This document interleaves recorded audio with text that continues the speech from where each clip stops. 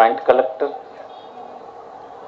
Legislatures, నాతో కలిసి పనిచేస్తున్న లెజిస్లేచర్స్, ఎక్స్ లెజిస్లేచర్స్, ఇక్కడ ఉన్నటువంటి డివిజన్కి రిప్రజెంట్ చేస్తున్న డివిజనల్ కార్పొరేటర్స్, పార్టీ పెద్దలు, ఈ ప్రాంతానికి చెందినటువంటి పార్టీ పెద్దలు, సోదరులారా, సోదరిమణులారా, పాత్రికేయ మిత్రులారా, ఇతర ఈ కార్యనిర్వహణ చేస్తున్న ఆర్డీఓ వారికి సంబంధించిన రెవెన్యూ అధికారులు, మీ అందరికీ హృదయపూర్వక నమస్కారం. మొట్టమొదటిగా మీకు సంక్రాంతి వచ్చింది కనుక శుభాకాంక్షలు తెలియజేస్తున్నాను. ఇది చాలా సంతోషకరమైనటువంటి కార్యక్రమం మీ అందరికీ, మాకు కూడా. ఇప్పుడు పెద్దలందరూ మాట్లాడినప్పుడు చెప్పిన విషయాలు మీరు కూడా విన్నారు, మేము కూడా విన్నాం. 4 దశాబ్దాల మీ ఆవేదనని తీరినటువంటి రోజు ఇది. చెప్పారు, 4 ముఖ్యమంత్రులను చూసాము, 40 సంవత్సరాలు చూసాము, ఏమీ జరగలేదన్నటువంటి మరి ఆవేదన కూడా మీరు విన్నారు. అలాంటి సమస్య ఈ ప్రభుత్వంలో పరిష్కారం అవడానికి కారణం ఎవరు? ఎందుకు 40 సంవత్సరాలు ఇది అవ్వలేదు? మరి ఇప్పుడే ఎందుకు అయింది? ప్రధాన కారణం నిర్ణయం తీసుకునేటువంటి ముఖ్యమంత్రి ఒక విషయాన్ని ధైర్యంగా, ఆత్మవిశ్వాసంతో నిర్ణయాన్ని చేయగలిసినటువంటి వాడి చేతిలో అధికారం ఉంటే ఇలాంటి నిర్ణయాలు జరుగుతాయి. రెండవది, ఇలాంటి విషయాన్ని ముఖ్యమంత్రి గారి దృష్టికి తీసుకెళ్లిన వాళ్ళు ఎవరు? గట్టి చెప్పండి. నాగిరెడ్డి ఎందుకు ఇలాంటివి చేయగలడు? స్థానికంగా ఉన్నాడు, రెవెన్యూలో పనిచేశాడు, నువ్వు అన్నట్టు స్థానికుడు, కష్టాలన్నీ చూసినటువంటి వాడు. నిరంతరం మీ ఆవేదన చూసి ముఖ్యమంత్రి గారికి చెవిలో జోరీగలాగా కలిసినప్పుడల్లా ఈ విషయాన్ని చెప్తూ, ఆయనతో సహా మాకు, సుబ్బారెడ్డి గారికి, మీ అధికారులకి ఎప్పుడు అవకాశం వస్తే అప్పుడు నిరంతరం దీని మీద పనిచేశాడని మీకు మనవి చేస్తున్నాం. మీరు పడుతున్నటువంటి ఆవేదన ఒక ముఖ్యమంత్రి గారి దృష్టికి వెళ్ళాలంటే ఒక ప్రతినిధి కావాలి. ఆ ప్రతినిధికి అవగాహన ఉండాలి. అతనికి ఇలాంటి వ్యవహారమే ప్రధానమైందై ఉండాలి. మిగతా వ్యాపారస్తులన్నీ ఇట్లాంటివి చేయలేరు. వాళ్ళు అవకాశం దొరికితే ఆ వ్యాపారం గురించి మాట్లాడుకుంటారు, అంతే కదా. ఒక్కసారి మనకు అవకాశం వస్తే ఆ వ్యాపారం ఏం చేయవచ్చు అన్నది చూస్తారు. కానీ ప్రజల నుంచి వచ్చినాడు, ప్రజల కష్టాలు తెలిసినాడు, కళ్ళారా చూసినవాడు, అతనికి ఇప్పుడు అదే మధ్యలో మెరుగుతుంటుంది. అందుకోసం మనందరం ఈ సందర్భంగా నిర్ణయం తీసుకున్న ముఖ్యమంత్రి గారికి అభినందనలు, దానికి కారకుడైనటువంటి నాగిరెడ్డి గారికి అభినందనలు. మిగతా మేమందరం ఒక పాత్రను నిర్వహిస్తాం, అది అమలు జరగడానికి కావాల్సిన పాత్రను నిర్వహిస్తాం. ఏదేమైనా ఇది కొలిక్కి వచ్చింది, ఈవేళ పంపిణీ చేస్తున్నాం. ఇప్పుడే చెప్పారు, మీ జాయింట్ కలెక్టర్ చెప్పారు, కలెక్టర్ చెప్పారు, దగ్గర దగ్గర 11,10,09,000 స్క్వేర్ యార్డ్స్ ఇది ఇప్పుడు మనం రెగ్యులరైజ్ చేస్తున్నటువంటిది. ఇంత పెద్ద నిర్ణయం ఇది. చాలా వెసులుబాట్లు ఇందులో ఇవ్వడం జరిగింది. ఇచ్చినటువంటి అన్ని జీవుల్లో కూడా ఎప్పుడెప్పుడేది మీరు కోరితే అది సవరణలు చేస్తూ ఇచ్చుకుంటూ వచ్చాం. మీ అందరికీ తృప్తినిచ్చిందని అనుకుంటాం. ఒకసారి వెనక్కి చూస్తే ఇందులో కొంతమంది ఏమనుకుంటారు, అనుకుంటారలేదో నాకు తెలియదు కానీ అనుకుంటుంటారు కొంతమంది, ఎలక్షన్లు వస్తున్నాయి కదా ఇచ్చేస్తారా అని. కాదు, మీ పొరపాటును కూడా అలా తక్కువ అంచనా వేయకండి, అవమానించకండి. మీ అవసరం తీరిపోయిందని అలాంటి ఒడ్డు దాటిపోయిన తర్వాత మాటలు మాట్లాడకండి. ఈ ప్రభుత్వం ఏ సమస్యనైనా ఎలక్షన్తో ముడిపెట్టి ఎప్పుడైనా ఆలోచించిందా? మీరు చూసారా ఏదైనా? ఏమ్మా నిజంగా హృదయపూర్వకంగా చెప్పండి, ఎలక్షన్తో ముడిపెట్టినటువంటిది ప్రభుత్వం కాదు ఇది. ఎలక్షన్తో ముడిపెట్టింది ముందున్న ప్రభుత్వం. నీకు ఇంకా లోపుకెళ్ళి నేను చెప్పాలంటే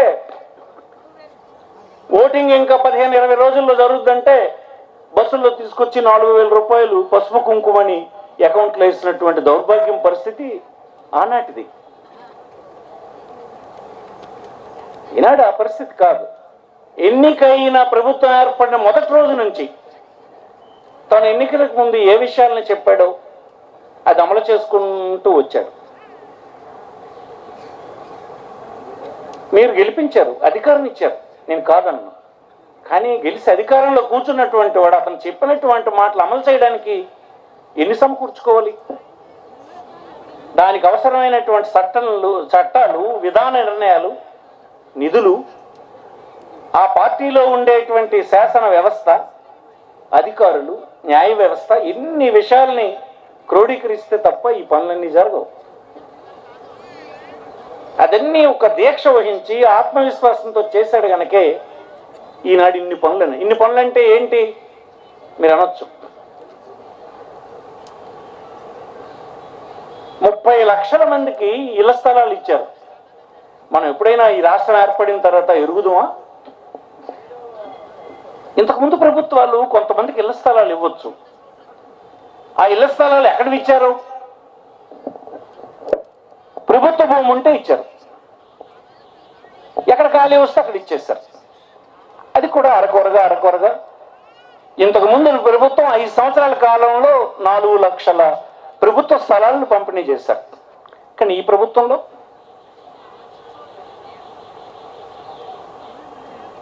12,800 కోట్ల రూపాయలు బడ్జెట్లో పెట్టి ప్రైవేటు వ్యక్తుల దగ్గర భూమి కొని 32 లక్షల మందికి పట్టాలు ఇచ్చే కార్యక్రమం చేస్తాం. ఏమనుకుంటాడు ఒక ఇల్లు లేనివాడు? జనరల్గా ఏమనుకుంటాడు చెప్పండి? ఏట్రా ఇది స్వాతంత్రం వస్తే ఏదో పెద్ద అయిపోద్దని అప్పుడు మా తాత చెప్పినాడని మా తండ్రి చెప్పినాడు. ఇప్పుడు చూస్తున్నాం నా కొడుకు కూడా పెద్దోడు అయినాడు, వాడికి రేపో మాపో పెళ్ళి అవుతుంది. ఈ 4 తరాలుగా మేమందరం రెక్కలు ముక్కలు చేసుకొని మా రక్తాన్ని చెమటగా చిందించి ఒక ఇల్లు జీవితానికి ఉంటే సరిపోద్దని అనుకుంటే ఏనాడు ఇది సమకూరడం లేదురా. మా లాంటి దౌర్భాగ్యపు జీవితాలకి ఇంతకుండా ఏముంటుంది లేరా? 70 సంవత్సరాలు అయిన తర్వాత ఒక ఇల్లు రాలేదు నాకు. కష్టపడి వచ్చి పొద్దుపోయినప్పుడు అందరం కలిసి ఒక చోట తండ్రి కొడుకులు కూర్చొని భోజనం చేద్దామంటే మాకు గతి లేదు ఈ జీవితంలో. మాకేమి భూములు కావాలా, మాకేమి కార్లు కావాలా, బంగారం కావాలా, ఉద్యోగాలు కావాలా? ఈ జీవితానికి ఇది ఉంటే చాలు. కనీసం నేను మరణించే లోపైనా నా కొడుకైనా అలాంటి ఒక ఇల్లు, పొద్దంతా కష్టపడి అందరం కలిసి ఒక చోట ప్రేమగా 4 ముద్దలు మాకు కలిగినటువంటి తినే భాగ్యం కలిగితే చాలు అనుకున్నటువంటి వాళ్ళు ఇంకొక 34 లక్షల మందికి ఒక్క దెబ్బను పట్టాలు ఇచ్చేటువంటి ప్రభుత్వం మీరు ఎక్కడైనా చెప్పండి, చూపించండి. మీరు తప్పలు కొట్టి సంతోషం వ్యక్తం చేయలేనటువంటి వాళ్ళు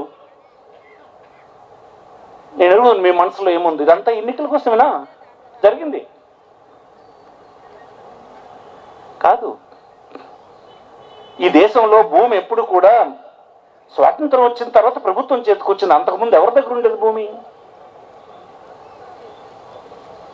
రాజులు, జమీందారులు, ఎస్టేట్దారులు, పరిమితమైన వ్యక్తుల మధ్యనే మొత్తం దేశంలో భూమి అంత ఉంది.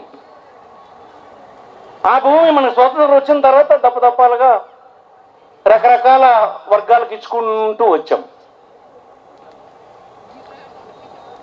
ముందున్న ప్రభుత్వాలు కొన్ని చట్టాలు చేసాయి, తర్వాత ప్రభుత్వాలు చేసాయి. ఎప్పుడు ప్రజల దగ్గరికి భూమి ఇంకా రాలేదు. ఈ తర్వాత వచ్చినటువంటి భూమికి ఏం చేశాం? ఈ ఉమ్మడి రాష్ట్రంలో 65 లక్షల ఎకరాల భూమిని పంపిణీ చేశాం, బీదలకు ఇచ్చాం. ప్రభుత్వాలు వచ్చిన తర్వాత పంపిణీ చేస్తే ఏమవుతుంది? పంపిణీ చేసిన భూమి మళ్ళీ మరుసటి సంవత్సరమే మళ్ళీ ధనవంతుడి చేతికి వెళ్ళిపోతుంది. బెదిరించో జడిపించో తీసుకుంటున్నటువంటి విషయాలు మన దృష్టికి వచ్చిన తర్వాత 1977లో ఒక చట్టం తీసుకొచ్చాం. ఆ చట్టం ఏంటి? ఇచ్చిన భూమి ఇంకొకరికి అమ్మొద్దు, అమ్మినా తీసుకొని మళ్ళీ అతనికే ఇచ్చేటువంటి చట్టం వచ్చేసింది. POT act, prohibition of transfer act అని వచ్చింది. వస్తే ఇప్పటిదాకా నడిచింది. ఆ తరం నాడు ఇచ్చినటువంటి భూమి, 77లో ఇచ్చినటువంటి భూమి తర్వాత రకరకాల సౌకర్యాల వలన పిల్లలు చదువుకుని పెద్దవాళ్ళ ఇతర ప్రాంతాల్లో స్థిరపడితే ఆ చట్టంలో ఉండే నిబంధనలు ఎలా ఉన్నాయి? ఎవరికి ఇవ్వకూడదు, ఇంకొకరు వ్యవసాయం చేయకూడదు, ట్రాన్స్ఫర్ చేయకూడదు, అమ్మకూడదు, ఇవన్నీ ఉన్నాయి. చాలా కాలంగా చాలా మంది అడుగుతున్నారు, మీరు ఈ భూమిని మాకు పూర్తి హక్కులు ఇచ్చేయండి అని. ఎవరు ధైర్యం చేయలేకపోయినారు. ఈనాడు మన ముఖ్యమంత్రి గారు నా అధ్యక్షతను ఒక కమిటీ వేసి సిఫార్సులు వచ్చిన తర్వాత ఈ రాష్ట్రంలో ఇచ్చినటువంటి 37 లక్షల ఎకరాల భూమి పూర్తి హక్కులు ఈ రాష్ట్రంలో పేదలందరికీ ఇచ్చేసే కార్యక్రమం చేశారు.